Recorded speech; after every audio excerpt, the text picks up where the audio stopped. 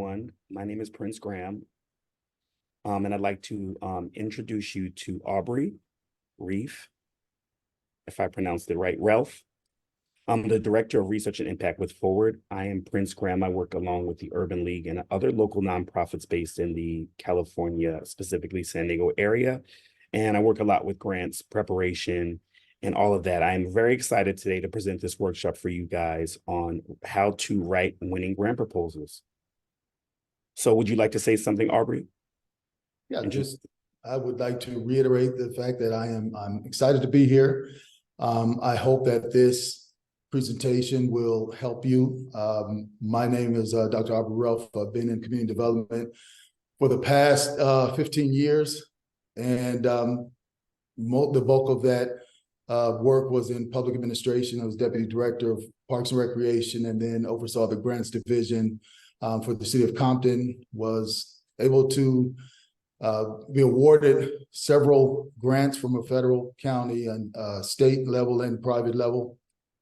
And over the years, kind of picked up a few tips that I would love to share. And I'm happy to be here with my colleague, Prince. And you can take it from here, please. Thank you, sir. And sorry about that, doctor. Sorry about that, doctor. That's very important. I don't want to be disrespectful. This workshop is going to help you to give you some time-tested techniques on how to improve your grant writing process. It's going to give you some ideas on how to simplify the process. We have a lot of tips and tricks on how to just organize yourself to make sure that you're going to be the most successful in obtaining the essential funding that you need as a nonprofit. The overview for this presentation will be mastering the art of writing grant proposals. We're going to talk about best practices on how to write winning proposals, how to increase the success rate, how to develop strategic community partnerships, and how to leverage technology to strengthen the program implementation. We go next slide. So grant writing best practices. Go ahead.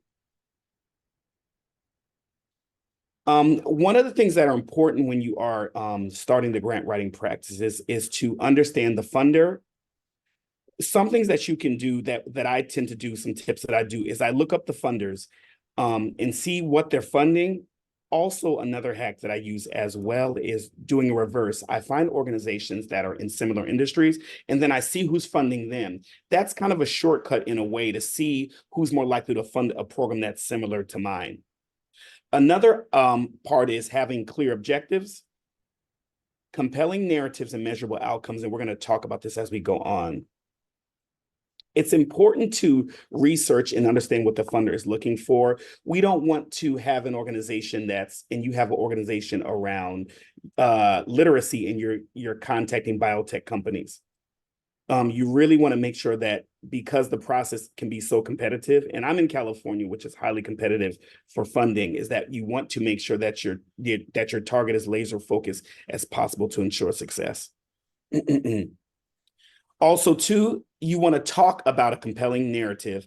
The narrative statements are important because they really demonstrate the ask for your organization and then the urgency. And that's where you get a chance to pull on the funders and their committee's heartstrings to compel them to fund your program. So that's very important. And that's where a lot of emphasis needs to be on.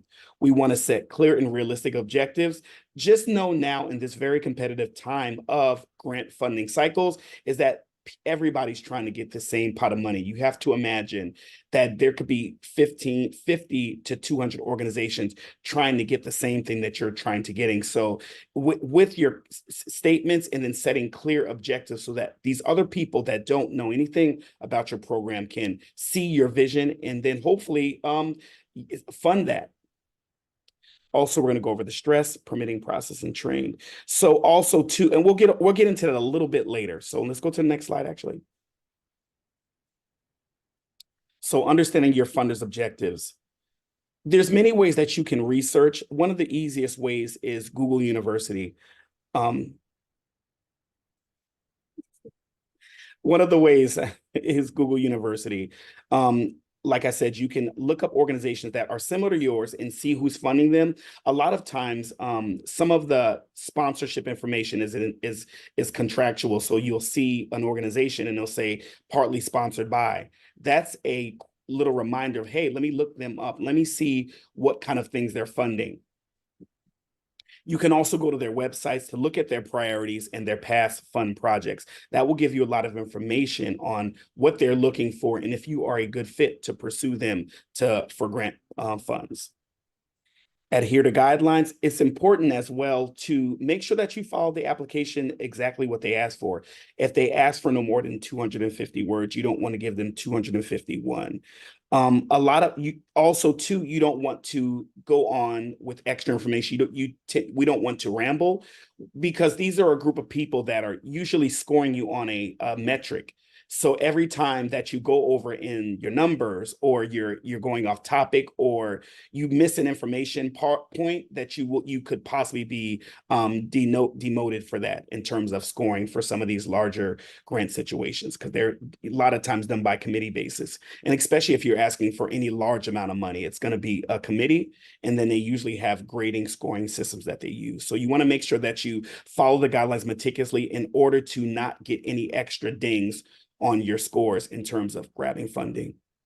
Go to the next slide.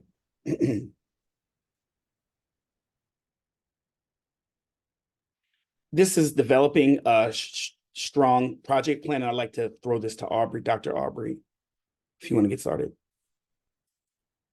Yes, in this section on developing a strong project plan, our focus will be on creating a robust foundation for your grant proposal. We'll delve into the importance of setting clear, smart objectives, showcasing your understanding of the issue through data and research in the needs assessment, and presenting innovative and impactful solutions. So I want to hone in on the clear objectives with the SMART goals, the specific, measurable, achievable, relevant, and time-bound. It's critical to, and in that clear objective, you're also communicating to the funding agency that you know what the need is. So when we're talking about specificity, we're talking about the location. You're going into an understanding of the need within that location. When we talk about measurability, we want to quantify where we want to go, what our goal is with the funding. So, putting a number on it. We plan to service or feed 100 people in our food service program. Also percentages of where we started to where we plan to be, kind of aligning with a larger regional goal. I like to look at, like, if I'm looking for a grant or writing a grant proposal in Los Angeles, aligning to some of the overall overarching initiatives. So let's say the city of LA has an unemployment rate of 10%, but by 5 years from now, they want to reduce that by 2%. So how does my organization align with those overarching goals and putting some type of measurable goal on it? That way, the funding agency kind of understands the mechanisms in place to evaluate success or assess the success of your organization. Needs and assessment, just demonstrate an understanding of the problem. Once again, the project should address the problem. So this helps to create some cohesion within the grant process. If you lay that groundwork of here's the need, it should flow right into the solution. So you want to really use current and credible data to help the funding agency understand the need, and also it allows them to get a chance to understand that your community and what it needs. And then from there, you can go on to present your impactful solution.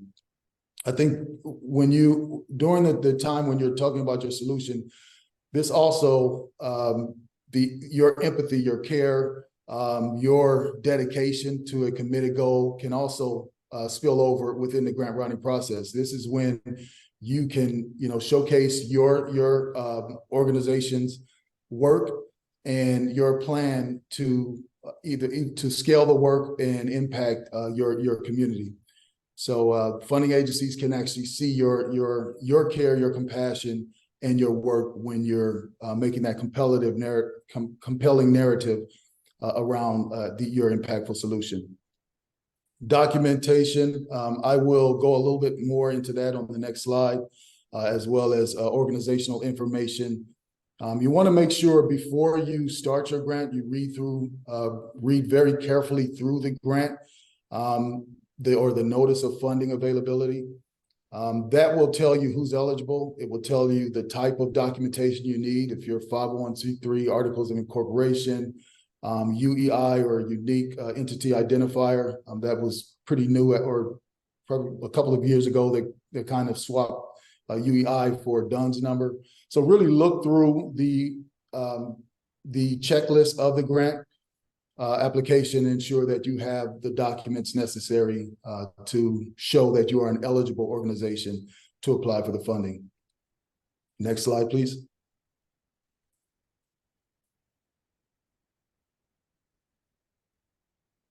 The relevant attachments, I put in blue some things that I think will help organizations be a little more proactive, just by standard categories within the grant.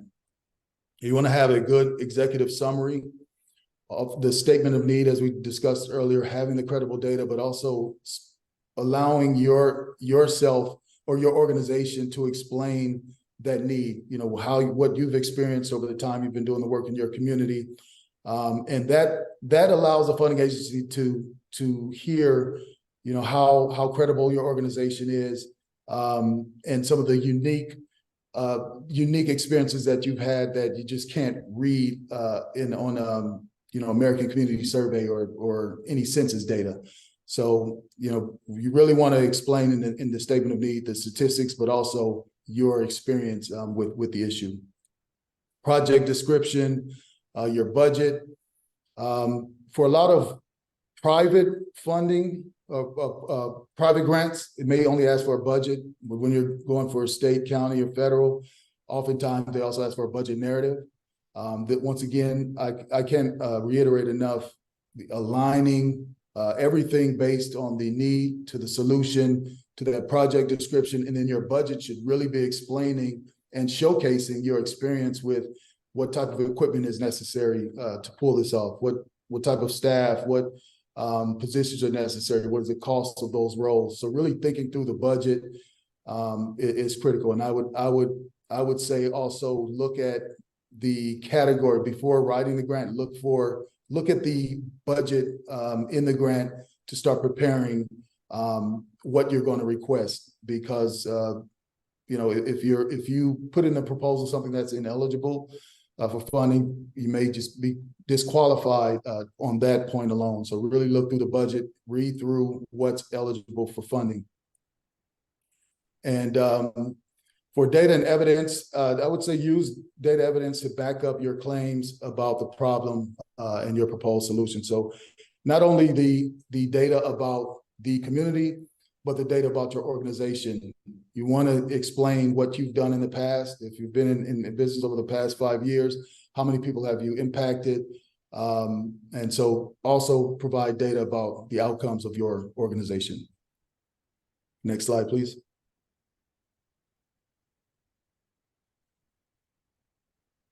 And that kind of ties into the organizational capacity. This is when you're writing these grant proposals, you're often going to have to put together a organizational chart. So have that prepared, have that ready. Your budget, transparency, and realism. Once again, the detailed budget should be another opportunity for you to explain that the work that's necessary. You want to start defining your scope of work, and then if your organization has any policies that help you demonstrate cost effectiveness, that can go a long way in the budget process as well. So for cities, counties, any municipal government, generally they have procurement standards that show some type of quoting process. They'll look at three different quotes, pick the least most responsive. So that's kind of inherent in municipal government, but I would say for nonprofit agencies, I would recommend doing the same, writing something in there that shows that you are going to find the most cost-effective solution. And as Prince said, sometimes they're looking through 50 and hundreds of applications. So if your if your budget numbers look unrealistic or unfeasible, that can be grounds for disqualification as well. Next slide, please.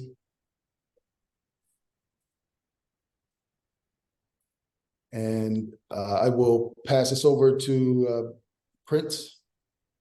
Great. This is about reviewing and revising your grant proposals for maximum success.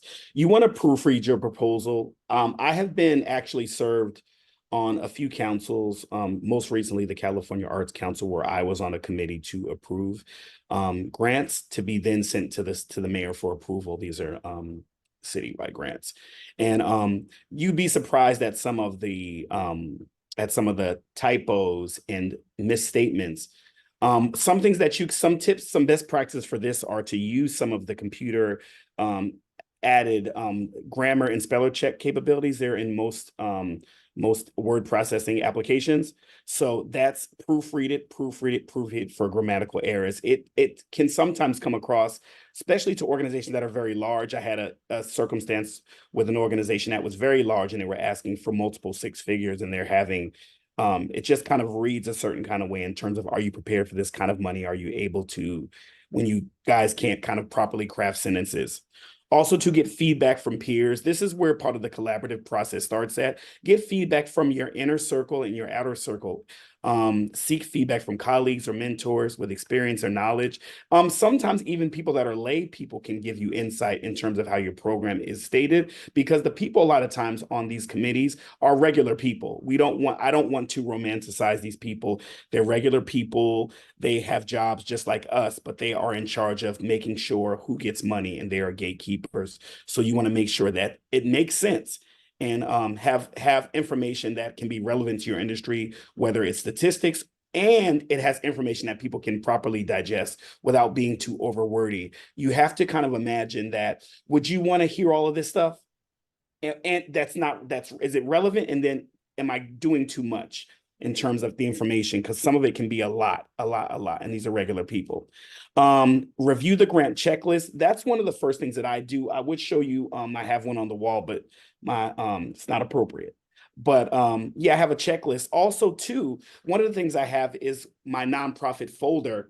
And I have things that they may ask for. Like I have my bylaws, I have my articles, I have my nonprofit letters in here, because a lot of times they will ask you, even though they do check, they will ask you for your nonprofit determination letters.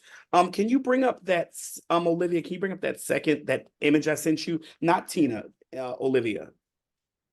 This is some things that you want to have on your grant list. And this is kind of one of my little cheat codes. I don't know if you guys have it really quickly. It's not Tina, and you guys can prepare it.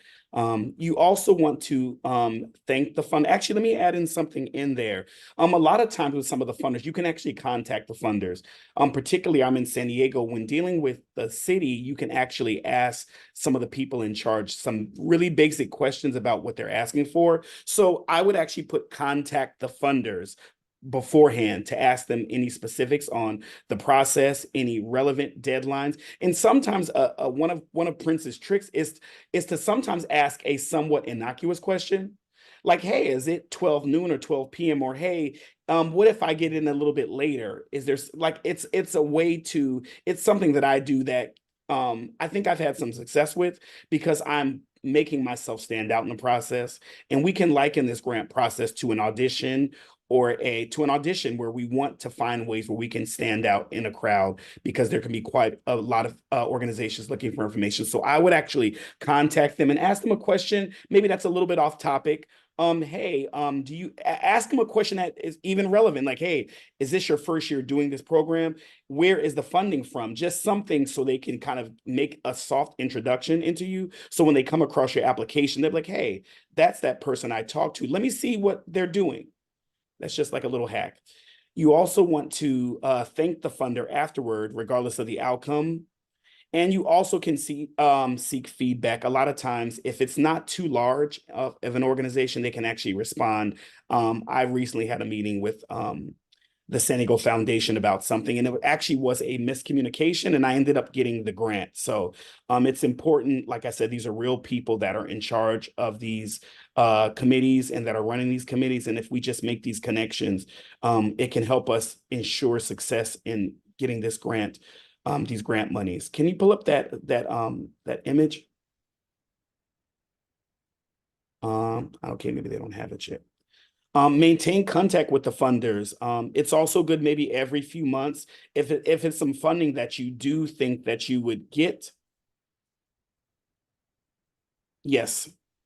If you do think that you would get, it's important to keep in contact with them, maybe every couple of months, or maybe when what's also good to do is maybe a couple of months. If it's a yearly grant opportunity, you can contact them a couple of months before, maybe ask them, hey, when's it coming up again?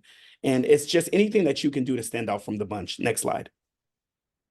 This is about increasing your rates of success. Next slide. Do you have this one, Dr. Ralph? Yeah, I can sure pitch in. So yeah, how to increase your success rate. I think everything that we've talked about up to this point helps to increase your success rate. One is remembering that the funding agency genuinely wants to help you solve a problem. They want to ensure that their funds are going for the people, to help the people who need it most. And you want to ensure that you show how you're fit for that purpose. So as Prince stated at the beginning, if you are a nonprofit organization and you're going after a biotech fund, but that's not your purpose, you're out of alignment.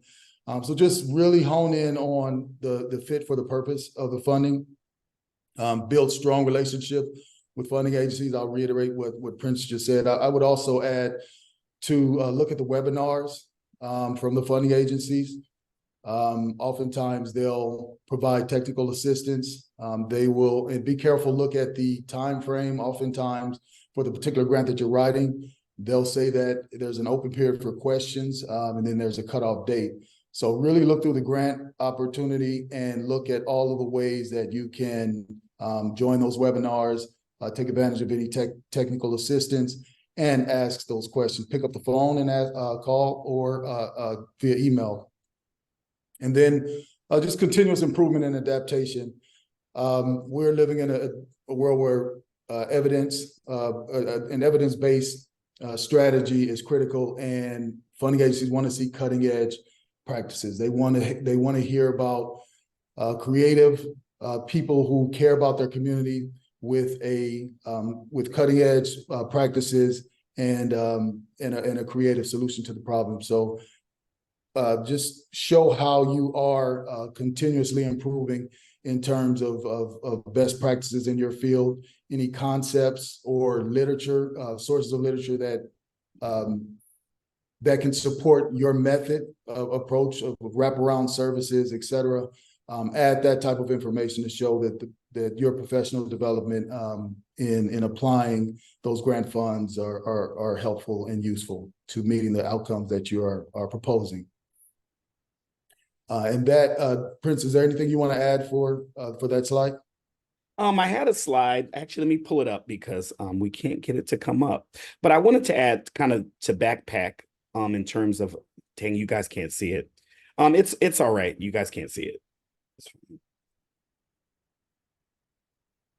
You were pretty succinct, and I know we have to watch out for time. So, but you amazing. So just go on to the next slide.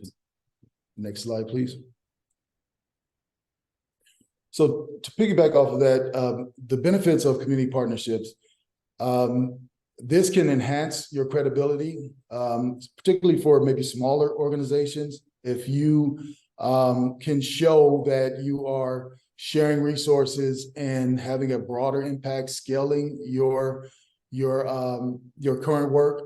A lot of times, particularly with some of the funding that we see now, Inflation Reduction Act, et cetera, they're looking for a regional approach. And oftentimes our organization can't do that alone. And so if you have those strategic partners within your region that align with the purpose, that may be able to specialize in something that you don't, that can also increase and strengthen your chance at winning the grant opportunity. Next slide. And a local to me example of that is LA County Empower You Fund. Forward, I'm Director of Research and Strategy at Forward. Our company is also assisting. You can see the logos at the bottom. This is a collaborative effort of trusted messengers and trusted organizations in the County of Los Angeles that are tied to doing great work in an area that where the work is much needed. So domestic violence, we've distributed approximately 2.5 million to help domestic violence survivors. And I want to hone in on a quote from the COO. It truly is a snowball effect. This grant has gotten survivors connected with so many life-changing services and support. We're a small organization, but with the help of Empower You, we were able to do some mighty work. So I always want to take the grant back to the essence of why we do the work. And many of you on this webinar, if you've written grants, the grant process can be stressful. It's a project. And you have to meet the deadline, but I would always keep at the forefront of your writing process and the forefront of the team who's writing it with you of the purpose, why you're doing this and how many people you can help. And that is really what is written and expressed and reiterated through a logic grant proposal. You want the funding agency to feel at the end of reading your grant proposal that you want them to feel exactly what the COO felt, that so many lives were changed as a result of your services and your support. Next slide. And so I also want to add in terms of collaboration, I kind of touched on this a little earlier. The more innovative you are with your approach, the more professional your grant management system is, the more credible you look to the funding agency. So at Forward, we've assisted with grant management system administering over $1 billion in assistance across America. The previous slide is one of those examples. At this stage, we're also adding capacity to organizations, nonprofit organizations, community-based organizations, municipalities. We're adding capacity in the grant writing process so we can also assist. I would always encourage everyone, even if you are a consultant and an individual consultant doing it by yourself, have someone else review. But I would always suggest to write grants in a team setting. The quality will be immensely enhanced just through the collection of thought partners. Technology for client. We also offer technology for client management and program implementation, which we'll go into a little bit after this slide. And we help our clients make data-driven decisions, which any of you on the call who are in government, and even if you're not in government, you understand the need to be transparent in your outcomes. If it's a council member, if it's a mayor, if it's the funding agency who is going to constantly ask for reports, or if it's the clients, you want to be able to show that data quickly. And at Forward, we assist organizations with that process. Next slide. So I will pass it over to Prince to kind of piggyback on leveraging technology in the grant writing and grant managing world. Okay, give me 1 second. I actually want to piggyback a little bit. Can you I shared my screen. Can you guys see this actually? Can you guys see my screen? We see 3 folders. Yes. Do you see one that says documentation? Yes. Yes. So this was to piggyback in terms of partially that toolkit that I talked about. This is one of my folders where I have the program description, the termination letter, statement of needs. This is this is where I kind of have all my information in one spot to make sure the process is easy. And I know we're worrying about time. Can you guys see this as well too? Another page of words. Can you guys see this as well? Can you guys see that? Okay, No, great. the folder. Okay, great. I think that's the wrong thing, but I'll just, oof, I'm having some technical, give me 1 second, please. I'm having some technical issues. Shoot. Let me go back to the slide. Okay, you guys, let me go back to the slide. Oof. Just give me 1 second, you guys. Okay. Cool.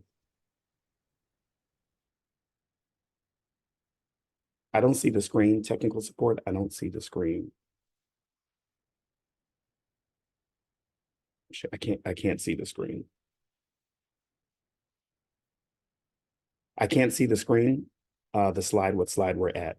But I'll Yeah. look at. I will reshare, Prince. Let's see. Are we on, where we at, Dr. Ralph? Here you go. Tech tools. Are we at tech tools for grant writing? So, okay, there's some great tools here, you guys, that would help you improve the process. So these go under, the first area is under project management. Asana, Trello, Monday are very powerful applications that help you the collaborative process within an organization. These are worth looking for. There's a lot of trials that you can do to help your team come up with a workflow to split the work to make the grant writing process successful.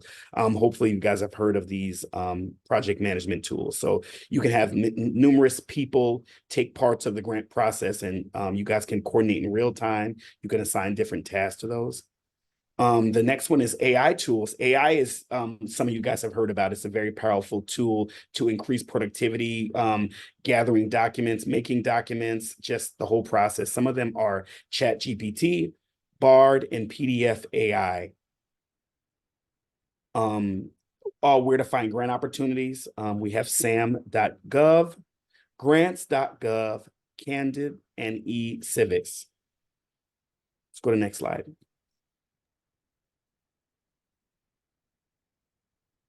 Doctor, I would like to get you onto this next part about Forward Sync. Awesome. Yeah, just to provide some context, one of the biggest challenges organizations that organizations face is program implementation. It's challenging, as we all know, to acquire the funds, but it's also just as challenging for organizations to manage and implement those programs at scale quickly and securely. And you also want to be able to provide that level of confidence in the funding agency that you do have the capacity to quickly scale, to securely distribute those funds to the people who need it most, particularly in this world, as we all heard, like PPP loans, scams. There's so many new ways at fraud. So being able to show the funding agency that you're a great steward of those funds is critical. So at Forward Sync, we also provide a platform that improves coordination for service clients. We enhance interagency collaboration, and we foster trust through secure and integrated communication. And next slide. So with Forward Sync, the services provider will have access to an adaptive and integrated platform to help you easily manage program and service delivery. And this is critical because many of you, if you've ever had to stand up to any audit, I've been through federal audits, county level audits, even private foundation, and I know that, and even from reading reports of other audits, many people go wrong with just identifying eligible clients. So systems that help you manage and show right off top the documents necessary to show your client's eligibility is critical. So we provide platforms that help you manage the funds, centralize all documentation, and help you through the eligibility process and being able to report out on where the funds went, who they went to, and assist with prevention of any fraud. Next slide, please. And one of the most exciting features of Forward Sync is the Communication Center. With the Communication Center, service providers can easily communicate with clients via phone, text, email directly from their profile. All outbound and inbound communications are tracked in Forward. ensuring seamless service delivery. And so we can assist within 60 different languages. And this is also critical. I've been on the other side from a public administrator standpoint. And if there's, let's say, one client calls in out of, thousands of people in the city, one person will call and say, hey, I called, I never heard back. Systems like this, you can track who called, what time, what we've done. So really being able to track and manage your customer, your professional client services is critical for the grant. And so these are just some of the tools that we assist with. And I think it ties into the portion we talked about with collaboration. So you want to find and identify strong partners, whether it's another nonprofit organization, whether it's a city or county. If you show the partnership that enhances your professionalism, your cutting edge, creative, innovative ways to distribute funds and really meet the need of clients, this is a part of the compelling proposal, or producing the compelling proposal. And with that, I will pass it over to Prince to facilitate any questions or answers. Yeah. So as we wrap up, and like I said, this topic of writing grant proposals is very large. And to be honest, an hour is not enough to go over some of the tricks that I have and the information that Dr. Relf has. And we invite you to stay connected with Platform to get more information. So we want to open up the floor with any questions. So if you would like to, you can either type a comment in the chat, or you can probably jump on board if we have that capability with the tech support. So let me look to see if there's any questions in the chat right now. I see one. Our first question is, will these slides be available in reference in the future? That's something that the our tech support, if you guys want to let me know, will these be given out in the future? Yes, so everyone will receive a follow-up email with copies of the slide and also this recording as well. Great. Okay, we have a Pooja. Do you have any recommendations on ensuring accuracy while using ChatGPT for grant writing? What are some do's and don'ts that you've discovered? I actually have used it for this purpose. One of the things is because I've been actually and I've been doing the work. ChatGPT helps me kind of come up with a framework, but it's all my work. So I will ask them some questions on just how to frame something I'm doing, let's say a program design, but I'm adapting it to what I'm doing. So I'm not, one of the problematic parts of AI is people just leaning on AI and using that. You want to adjust it to your program. AI is not going to know your program. It doesn't work with your clients. So you want to, if you're going to use that type of technology, you want to use it as a tool and not as a crutch. So just like I said, when you're writing something, you want to go through it and personalize it. That's what's also going to make you stand apart. And that's part of almost the narrative process. You want to personalize it and you want to make sure that it gives the right message that you want it to give. So you don't want to lean on it for accuracy in that sense. You want to use it as at least for me, in that way. And some do's and don'ts is just you want, especially with ChatGPT or other AI services with information, you want to just double check. But I don't use them for my hard data. I use in some of the areas I'll use sites like the FBI in dealing with social justice and different sites on the California level, which is where I'm at. Would you like to add anything, Doctor? No, that's excellent. I like what you said. Don't use ChatGPT as a crutch. The grant proposal is an opportunity for you to convince and persuade and compel the reviewer that you are actually doing the work.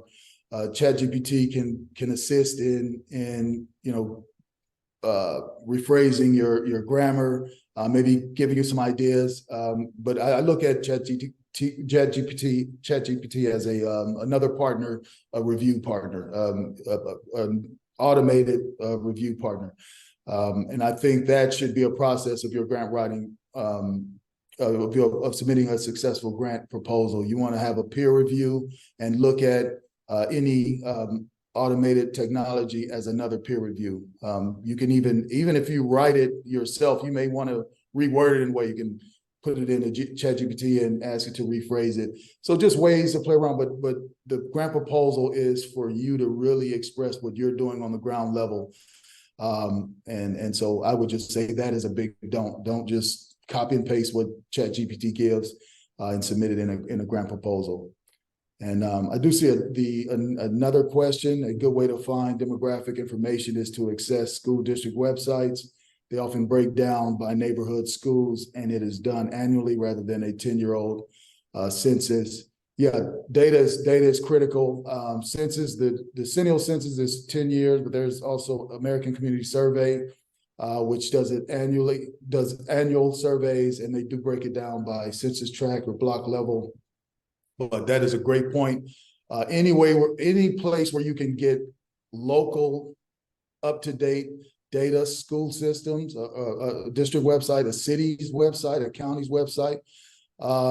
If you look at a city, you can find let's say a housing element to understand homeless population. If you're looking, you can, cities should be up to date with like a consolidated annual action plan, and it breaks down the data of their community. And just even some cities' website may have a community profile webpage that has up-to-date data. So there's a lot of ways where you can find credible, up-to-date data. That's a great point. You want current data so that you don't look outdated. You want to impress upon the reviewer that you are up to date. You truly understand the need in your community, and you have your finger on the pulse of where you are and where you want to be in the community, and you can do that through the data you collect. Any other questions?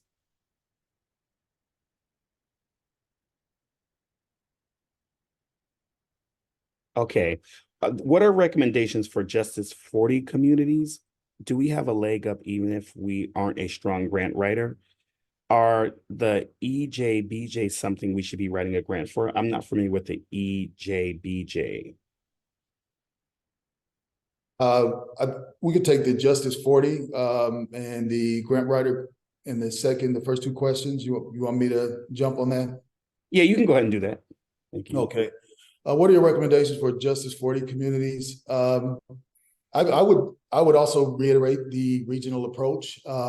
Once again, going back to data, oftentimes grant applications have the links to websites where you can access the data. Justice 40, the link generally is the Climate Economic Justice Screening Tool. So the acronym is CEJST. And you click on those links and it shows those what are called distressed communities. So I would recommend that for Justice 40 communities, they understand which census tract are called distressed, and really do exactly what we kind of discussed during this grant proposal. Explain that need, explain your organization's capacity to meet the need, and then spell out what the goal is, and you can align a lot of those goals with Justice 40 goals. So do as much research as you can on Justice 40 if you're in the community to understand what their mission is, and align your organization's goal with that purpose.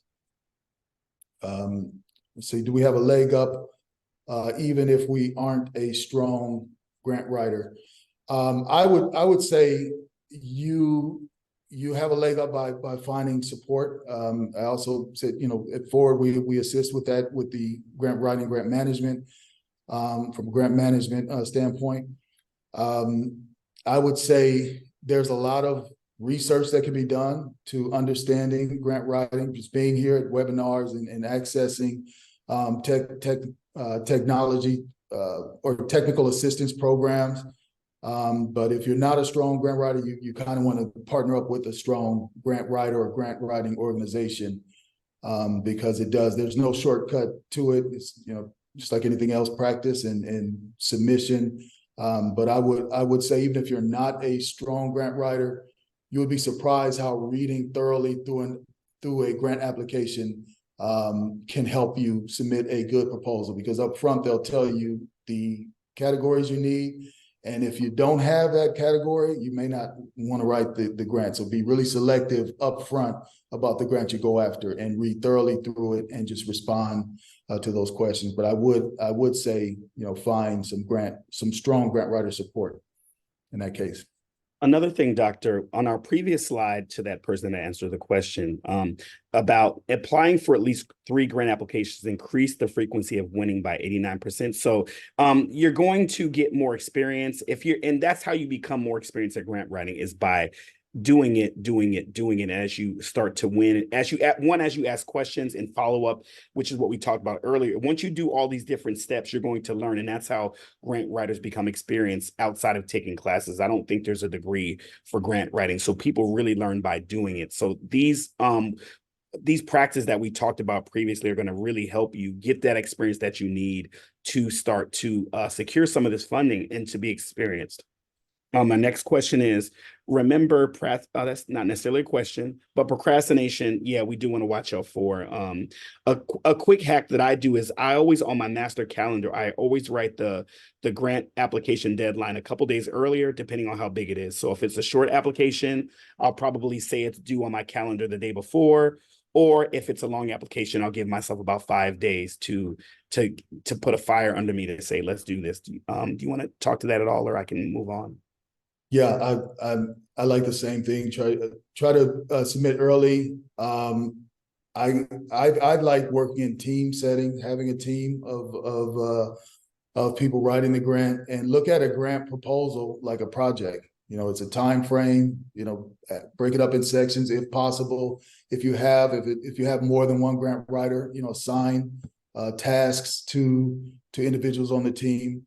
So really look at a grant proposal like a project, and you're right. I agree with this. There's just no time for procrastination when trying to complete a project on time. Okay, our next question is, I want to know and understand why they're always granting the same organizations over and over again. I can answer that, or you can answer that, Doctor. You can take it, Prince. I can add to something a little later if possible. Thank you. So, Adam, there's a plethora of reasons why. So I can go over a few. You can even give me a number. One is because these people know each other, so they have a track record of working with each other. It also could be that let's say that they're friends. They know each other. That on another way, they know each other and they're helping each other get funding. So one is the camaraderie amongst each other. Also, two is another reason why is because they understand the process. And there's also systemic reasons why certain organizations get money. I work in the racial justice area, so there's groups where in terms of the African American community, there's disparities. And actually, on one of my organizations, we just talked about how African Americans got 1% of the SBA loans that Biden gave out. So we have disparities there. So some of the stuff is systematic. It can be rooted in racism, sexism, all these different isms, but there's many, many reasons. You really have to kind of look at the organization and who's in charge and who are they granting money to understand why. It's a big boys networks. And if you're not one of the big boys, and if you're sometimes in these marginalized groups that don't have proper inroads, it's going to be more of an uphill battle to receive funds. But there's as many different personalities. That's as many different reasons why they keep granting the organizations over and over again. But as being someone that's on the outside sometimes, I've just found creative ways to get in. One of the things that I spoke about earlier, which is important, is getting them to know you. And hopefully in getting them to know you, they get to like you. And in getting to like you, they get to love what you're doing. And then hopefully that will ensure your chances of getting funding. So, I mean, it's kind of vague, but there's so many reasons why. And also too, it can be a rabbit's hole in going down to figure out why, but we can focus our energy and resources on how to be smarter in the grant writing making process. And I think that's where our energy should go, but there's so many reasons. Go ahead, Doctor, if you want to add in. Yeah, great point, Prince. And I will just add or reiterate that the grant writing process is somewhat of a project. It's a project management skills necessary. And there are some organizations that have been writing for a long time and may have support in that area. Whereas there are other nonprofit organizations that may be doing really, really good, great work on the ground, but may not have the capacity to even go after the grant, or may try to submit last minute and it shows, versus other organizations that are very aggressive, intentional, seeking after the grant, kind of understand some recurring grant opportunities. As Prince stated, they may already have calendar alerts for the grant proposals, have relationship with the funding agency, have gone through the webinars and really stayed active. But I hope that some of the things that we said today will help those organizations who feel like they've been overlooked to strengthen their capacity to submit the grants. And if you don't get the first one, I will also just say, hey, contact that funding agency and ask why. Ask, is there something that I didn't submit? Is there something that I can do better for next time? And oftentimes they'll refer you to some technical assistance, or they may say, hey, you didn't really highlight your organization's capacity. So that gives you, something to look forward to the next year. So that is my 2 cents on that one. Any other questions? And also to let us know if we answered any questions sufficiently. I'd love to, since we do have a few more minutes, to get back in there and kind of give you a little bit more context. We have a few more minutes left.